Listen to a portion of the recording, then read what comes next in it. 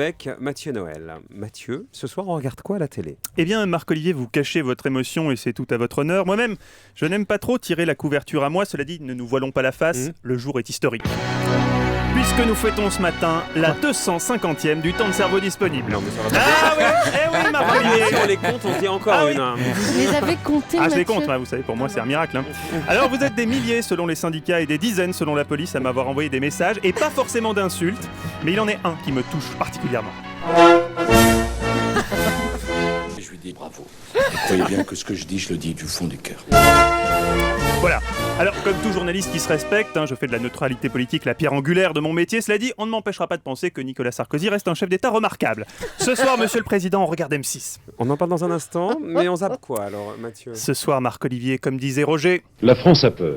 France 2 diffuse un complément d'enquête sur la menace terroriste. France 3 diffuse un pièce à conviction consacré à la montée de l'ultraviolence.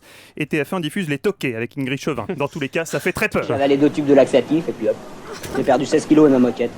Sur France 2, donc d'abord à 22h05, terrorisme, les Français sous la menace. Zoom sur les risques d'attentats en France. L'État est toujours en alerte, mais heureusement, des opérations de contre-terrorisme sont en cours à l'étranger. Et Brice Hortefeux fait du zèle. Il a décidé de superviser lui-même les opérations. Votre mission, détruire l'usine d'armes atomiques de Falafel Cité. Elle doit être inaugurée ce soir et elle a un système de défense très sophistiqué. Alors si vous n'arrivez pas à atteindre votre objectif, vos cibles secondaires sont ici et là. L'école d'harmonica et l'usine de bonbons. Raymond Brissou, ça sent la promotion à la défense dans le prochain remaniement, ça moi je dis. Sur France 3, Brice Hortefeux, donc il est l'invité de Pièce à conviction spéciale enquête au cœur de l'ultraviolence, une enquête terrifiante qui prouve qu'aujourd'hui dans les cités, les jeunes n'ont plus aucune limite. Alors les gars, qu'est-ce qu'on lui coupe? Le terrain. Mon Dieu. Oui Marc-Olivier, les jeunes c'était mieux avant. Bon, on regarde donc M6. Oui, M6, ce soir en deuxième partie de soirée, M6 nous plonge dans l'horreur. Pour une fois, je me suis mis à travailler comme un nègre. Non. Oh là là.